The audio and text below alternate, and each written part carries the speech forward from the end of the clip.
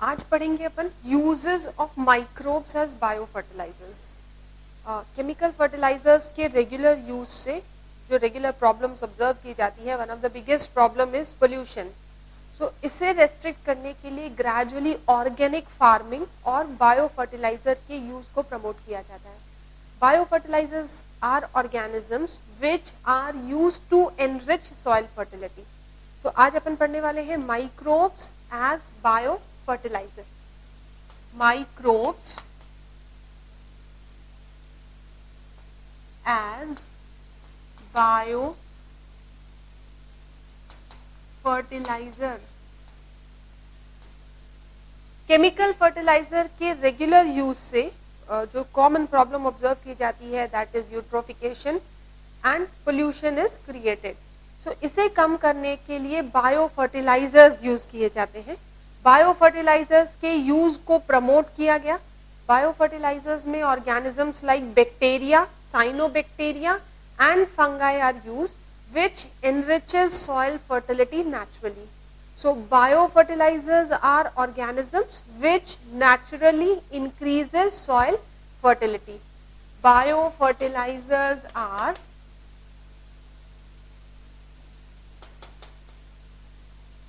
are organisms that enriches soil fertility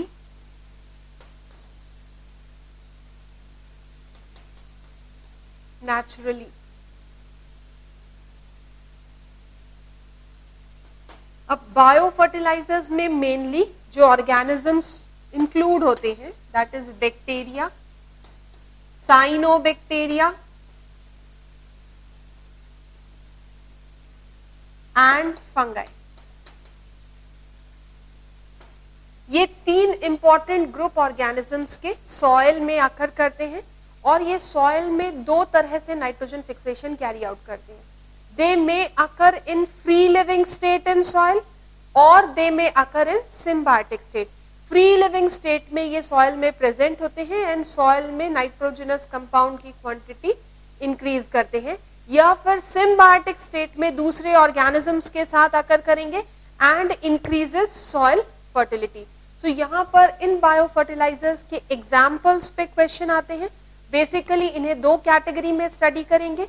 पहली category free living organisms की, free living fungi, free living bacteria, free living cyanobacteria जो free living state में soil में present है और nitrogen fixation carry out करते हैं।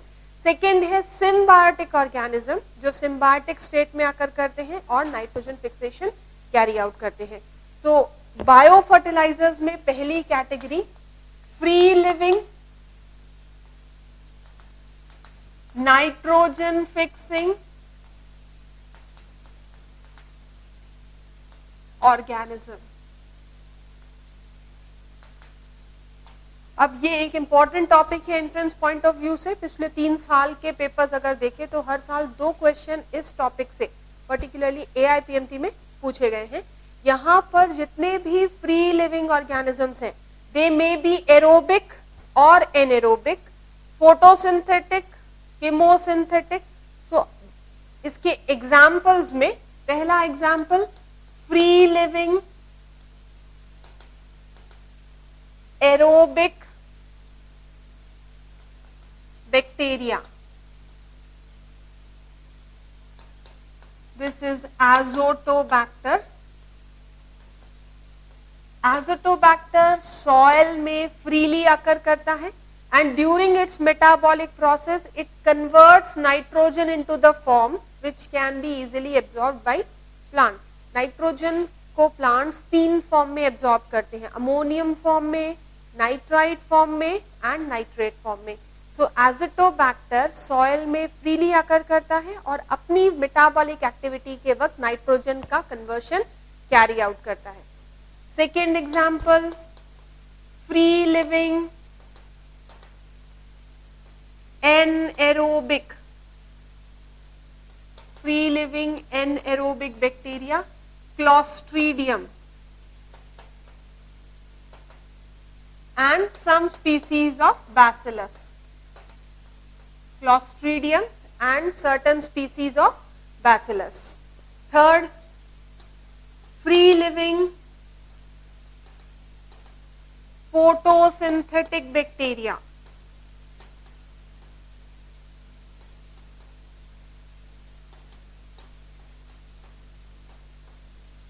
Chromatium,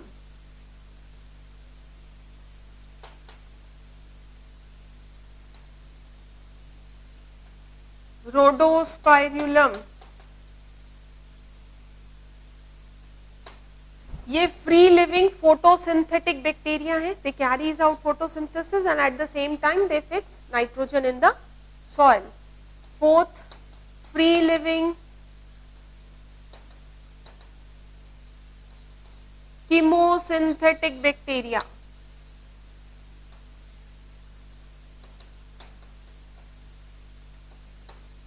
D-sulfo-vibrio. This is free living chemosynthetic bacteria. Fourth is free living fungi.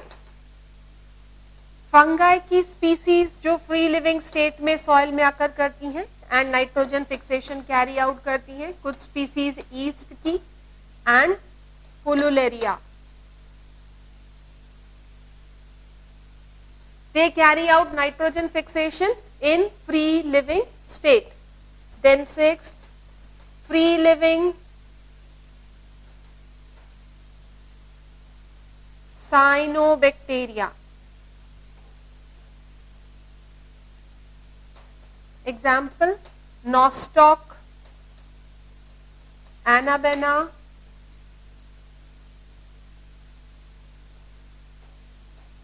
Oscillatoria. ये cyanobacteria हैं जो सॉइल में फ्री लिविंग स्टेट में प्रेजेंट होते हैं और नाइट्रोजन फिक्सेशन कैरी आउट करते हैं. यहाँ पे ये दो जो नाम लिखे हैं अपन ने, नॉस्टॉक और एनाबेना, ये फ्री लिविंग स्टेट में भी नाइट्रोजन फिक्सेशन कैरी आउट करते हैं और ये सिम्बायोटिक स्टेट में भी नाइट्रोजन फिक्सेशन कैरी आउट करते हैं. यानी ये दो अपन एग्जांपल्स पढ़ेंगे जो फ्री लिविंग स्टेट में as well as symbiotic state में नाइट्रोजन फिक्सेशन कैरी आउट करते हैं. सो ये सारे फ्री लिविंग ऑर्गेनिजम्स जो सॉइल में फ्रीली आकर करते हैं and carries out nitrogen fixation.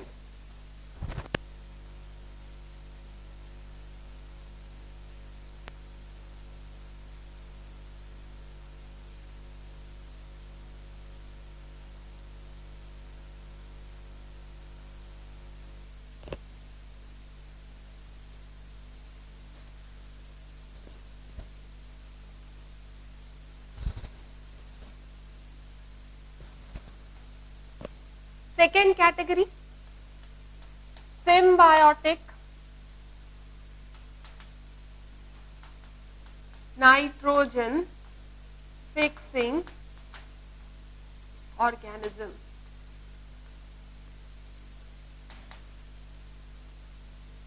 Symbiotically organism, दो organism nitrogen fixation carry out करते हैं. अब इसको भी अपन दो कैटेगरीज में डिवाइड करते हैं. पहली कैटेगरी में वो ऑर्गेनिजम्स आएंगे जो नोड्यूल फॉर्मेशन कैरी आउट करते हैं.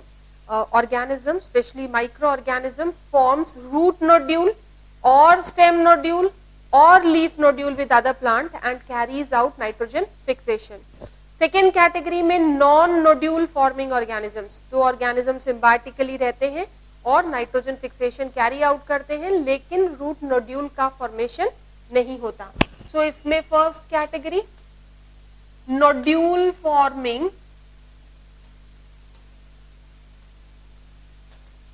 symbiotic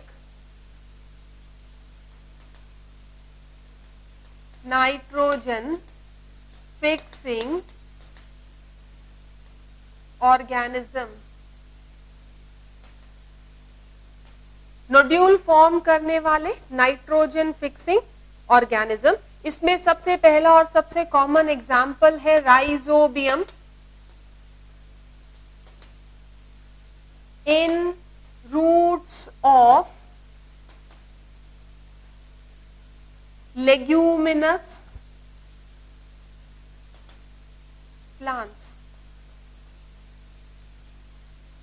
सबसे commonest type root nodule forming organism है राइजोबियम। ये लेग्यूमिनस प्लांट्स के रूट्स में नोड्यूल्स फॉर्म करते हैं और उन नोड्यूल्स में रहते हुए ये नाइट्रोजन फिक्सेशन कैरी आउट करते हैं। So these are most commonly used bio fertilisers.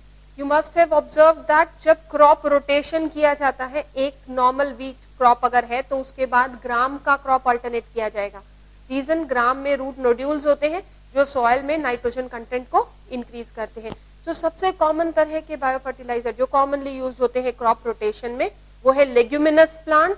Reason इनके रूट नोड्यूल्स में राइजोबियम सिम्बायोटिकली रहता है जो नाइट्रोजन फिक्सेशन कैरी आउट करता है। ओके, इसके अलावा भी दूसरे बैक्टीरिया हैं जो नोड्यूल फॉर्म करते हैं। Second, Frankia in roots of alnus, Miricagale,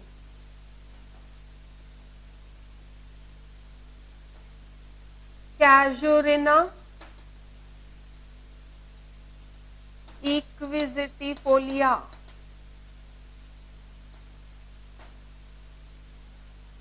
Frankia in plants में रूट नोड्यूल फॉर्म करता है और नाइट्रोजन फिक्सेशन कैरी आउट करता है।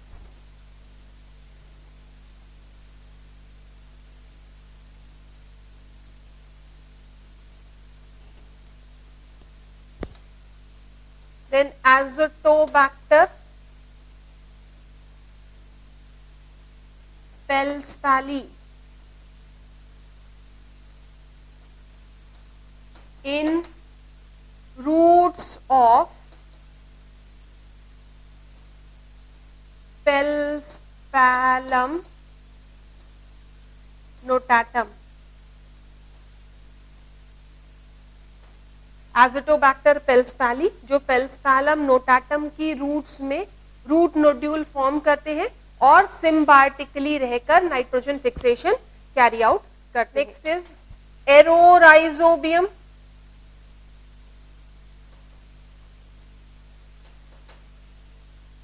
Forms stem nodule in Sesbania. Aerorhizobium sesbania के स्टेम में नोड्यूल्स बनाता है, जबकि राइजोबियम सेस्बानिया के रूट्स में नोड्यूल फॉर्मेशन कैरी आउट करता है। सो ये कुछ important nodule forming symbiotic organisms के एग्जाम्पल्स हैं। Second category, non nodule forming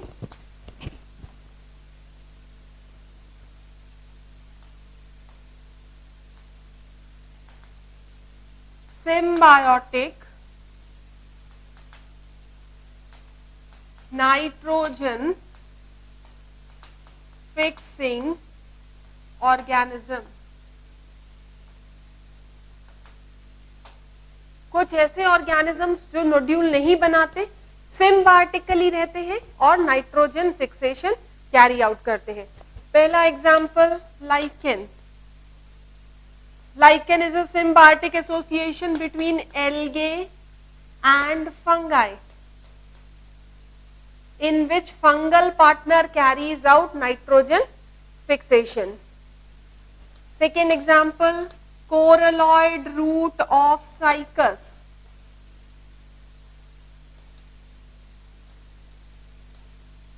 In Cycas coralloid root, nostoc or Anabaena lives symbiotically and carries out nitrogen fixation.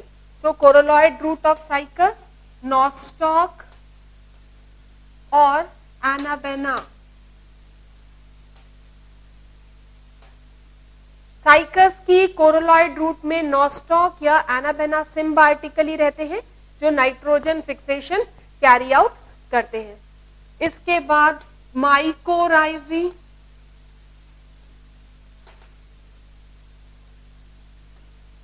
roots of Pinus. In this, fungi lives symbiotically in roots.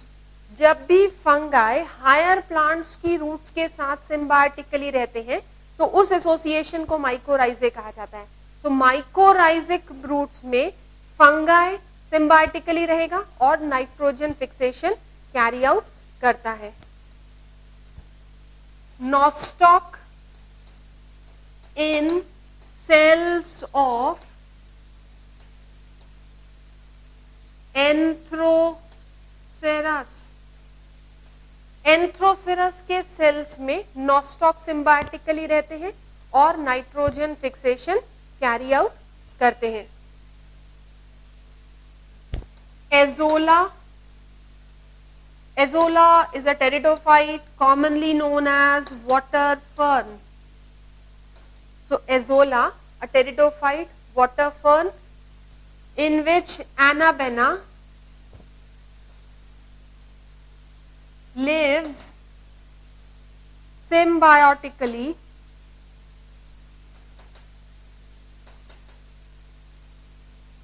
in roots.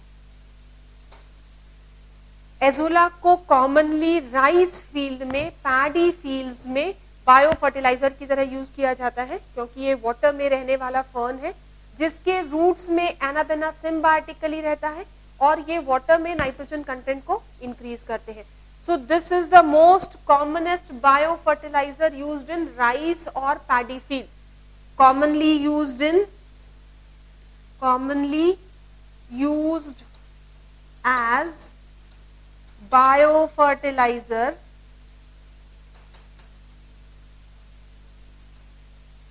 in rice or paddy fields.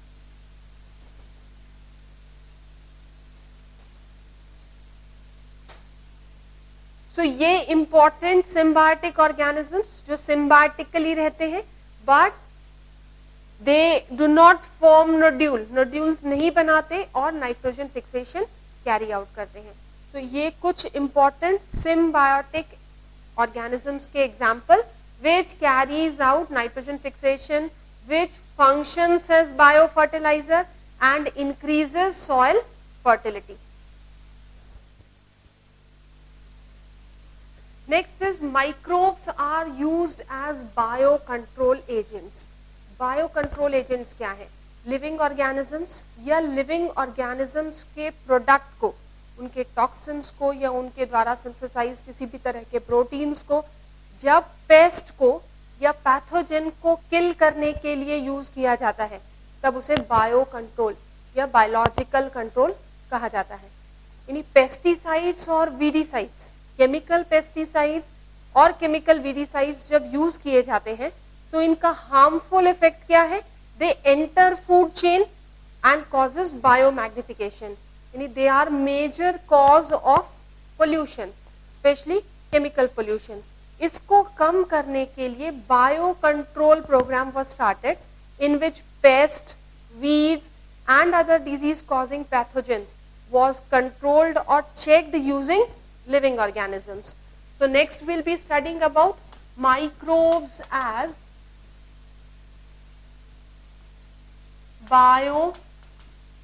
biocontrol agent. So what is biological control? Use of living organism or product of living organism to check or reduce pest or disease causing pathogen. So biological control is use of living organism or their products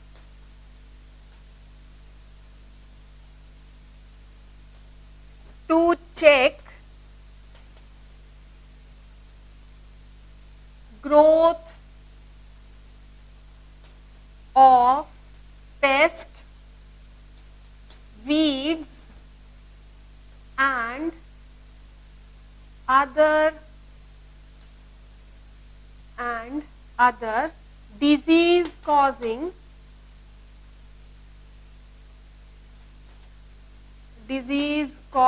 pathogen. जब living organism को use किया जाएगा तो इसे bio control कहा जाता है। बहुत सारे ऑर्गेनिजम्स बायो कंट्रोल एजेंट्स की तरह यूज होते हैं। They are use to check growth of different types of pest, even weeds. अब बायो कंट्रोल एजेंट्स जब भी यूज होते हैं, बायोलॉजिकल पेस्ट कंट्रोल जब फॉलो किया जाता है, इससे पोल्यूशन कम किया जाएगा, dependence on chemical pesticides and insecticide is greatly reduced. अब इसका सबसे सिंपल या सबसे पहला एग्जाम्पल है BT, that is bacillus thuringiensis। सबसे पहले spores of bacillus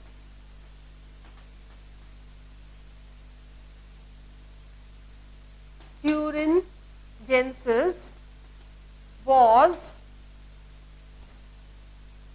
used as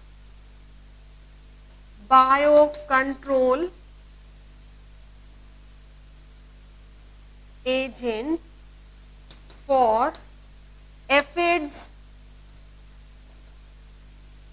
and other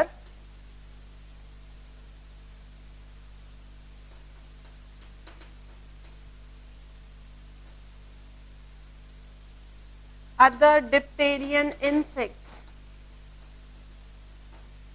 सबसे पहले बैसिलस thuringiensis के स्पोर्स को स्पोरीन नाम से मार्केट किया गया था। बैसिलस thuringiensis का एक स्पेशल फीचर है कि इनमें एक जीन होती है जिसे CRY जीन कहा जाता है।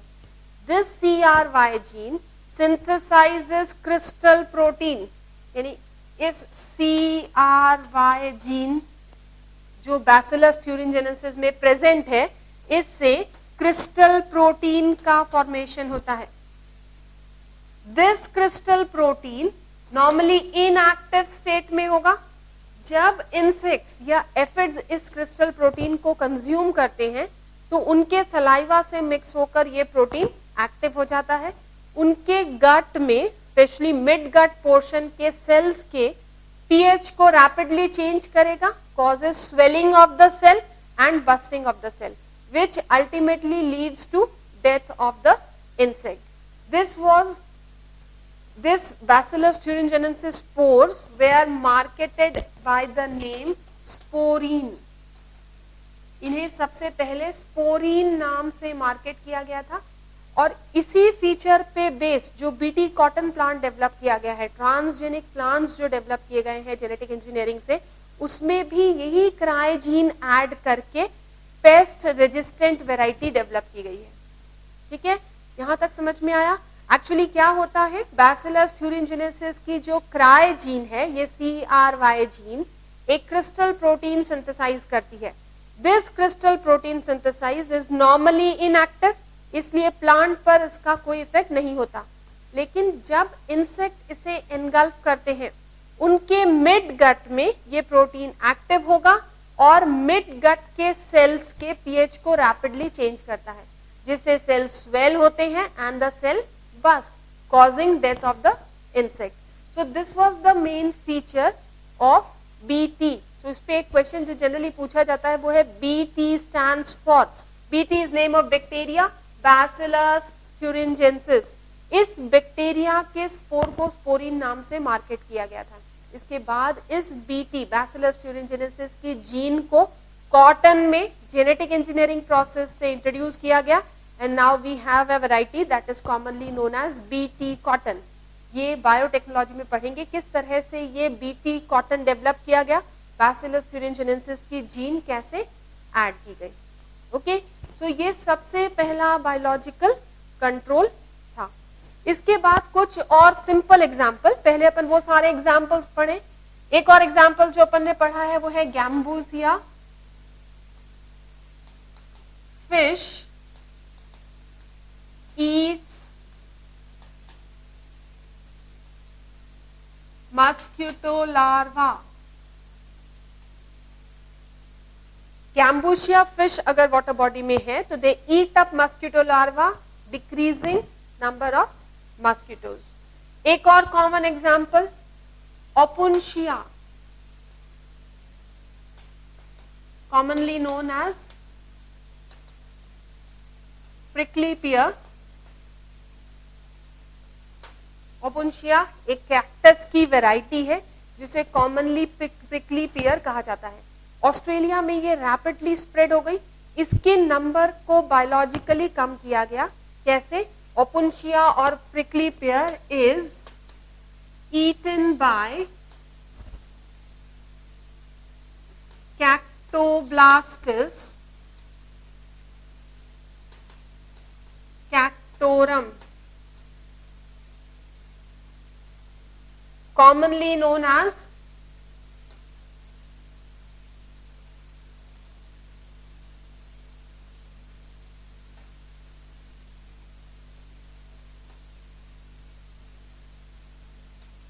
cochineal insect। इन्हें कॉमनली कोचनियल इंसेक्ट कहा जाता है जो कैक्टोब्लास्टिस कैक्टोरम को कैक्टोब्लास्टिस कैक्टोरम है जो ओपुन्शिया को फीड करते हैं।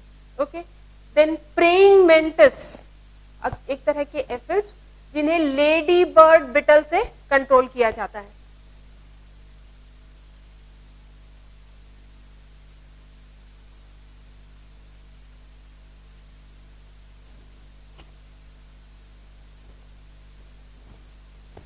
Next example is aphids are controlled by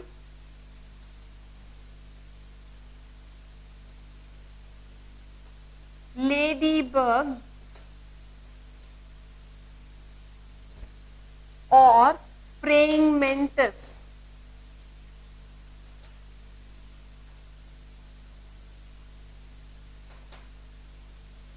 okay, so ladybug aphids को खाते हैं जिससे उनके नंबर नेचुरली कम हो जाते हैं। So first write down these important examples. कुछ और important examples, trichoderma which is a free living fungi in root ecosystem, it controls several plant pathogen. Trichoderma एक फ्री लिविंग फंगाई है जो रूट पैथोजन में occur करती है और बहुत सारे रूट इकोसिस्टम में आकर करती है और बहुत सारे पैथोजेंस को नेचुरली किल करती है। Bacillus is toxic to larva of Anopheles mosquito। Anopheles mosquito के लार्वा के लिए Bacillus sphaericus is toxic, it kills the larva। Baculovirus are pathogen that attacks insect and other arthropods। ये baculovirus arthropods को attack करते हैं। ये सबसे safe और इम्पॉर्टेंट मेथड माना जाता है। इसके कोई साइड इफेक्ट्स नहीं होते क्योंकि virus are always host specific. ये बैक्यूलो वायरस स्पेसिफिक होस्ट को या पैथोजेंस को ही किल करता है without harming other organisms present in the same ecosystem. Majority of ये baculovirus they belongs to genus nucleopolyhedrovirus. ये न्यूक्लियोपोलीहेड्रोवायरस कैटेगरी को बिलोंग करते हैं and this is considered as the most important bio control agent because these are very much host specific। They do not harm the adjacent organism, just kill the specific pathogen। Okay, fluted scale insects, a pest on citrus, is controlled by ladybird beetles। Ladybird beetles commonly fluted scale insects को जो citrus में होते हैं उन्हें consume करके उन्हें किल करते हैं।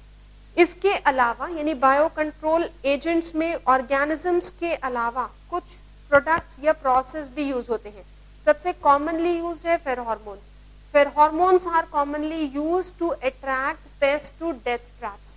स्पेशली इसे फेरोमोन कंफ्यूजन टेक्निक कहा जाता है। इसमें इंसेक्ट्स को कंफ्यूज करके फेरोमोन्स को यूज किया जाता है जिससे इंसेक्ट्स को डेथ ट्रैप्स की तरफ अट्रैक्ट किया जाता है। मोल्टिंग हार्मोन्स का भी यूज होता है। लार्वा, सिंपल एग्जांपल, बटरफ्लाई का larva caterpillar, its leaf causes harm to plant but butterfly are useful to plant causing pollination. So moulting hormones की क्वांटिटी स्प्रे की जाएगी जिससे लार्वा जल्दी से बटरफ्लाई में कन्वर्ट हो जाए। So moulting hormones are given in more amount to larva of certain insects. Then sterilisation technique follow की जाती है। किपलॉन्ग ने एक प्रोसेस डेवलप किया, इसमें रेडिएशंस यूज करके मेल स्क्रू वॉर्म को स्टेरिलाइज किया गया। मेल स्क्रू वॉर्म की पॉपुलेशन को रेडिएशन में एक्सपोज किया गया, they became sterilised As a result, their number was effectively controlled. Breeding decrease हो गई, number effectively control किया गया. So ये सारे methods हैं जिससे pest या insecticides, insects की quantity को कम किया जाता है या control किया जाता है. Okay, so write down these important examples. को kill करने के लिए, so bioherbicide,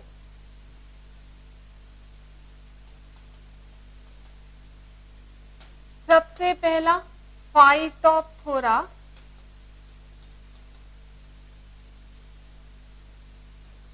पाल्मीवोरा. सबसे पहला बायोहर्बिसाइड्स था फाइटोप्थोरा पाल्मीवोरा फंगाई के spores. These were used to kill weeds in citrus orchids. So Phytophthora palmivora spores were used to kill weeds in citrus orchids.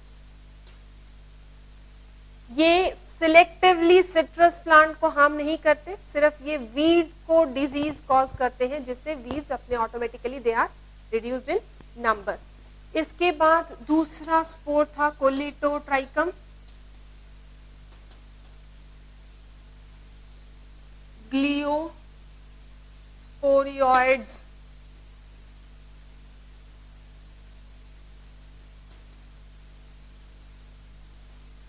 Conidia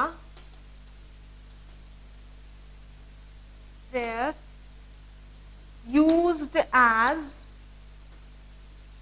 bioherbicide marketed by the name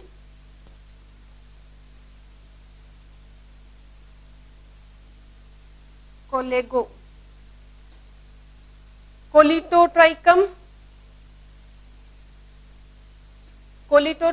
ग्लियोस्पोरोइड्स के conidia को कोलेगो नाम से market किया गया और वो भी कॉमनली बायोहर्बिसाइड की तरह यूज किए जाते हैं. तो ये बायोहर्बिसाइड्स हर्ब्स के नंबर को रिड्यूस करने के लिए यूज किए गए.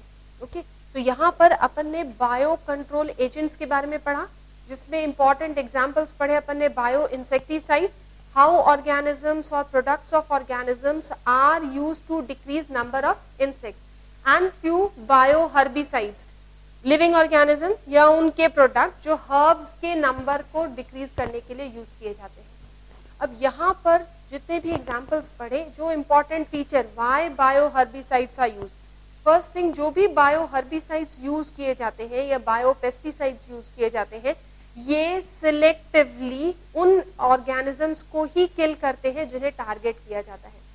इकोसिस्टम में दोनों सारे ऑर्गेनिजम्स हैं. अगर केमिकल पेस्टिसाइड्स या केमिकल हर्बिसाइड्स यूज किए जाएं तो उनका एक बहुत बड़ा ड्रॉबैक है कि वो टारगेट ऑर्गेनिजम्स के साथ साथ यूजफुल ऑर्गेनिजम्स जो उस इकोसिस्टम में प्रेजेंट है उन्हें भी हार्म करते हैं. At the same time, if they are non-biodegradable, they causes biomagnification, causing harm at higher trophic levels of the food chain also. But bio control agents जब use किए जाते हैं तो ये specific target organism को harm करेंगे, दूसरे useful organisms को harm नहीं करते.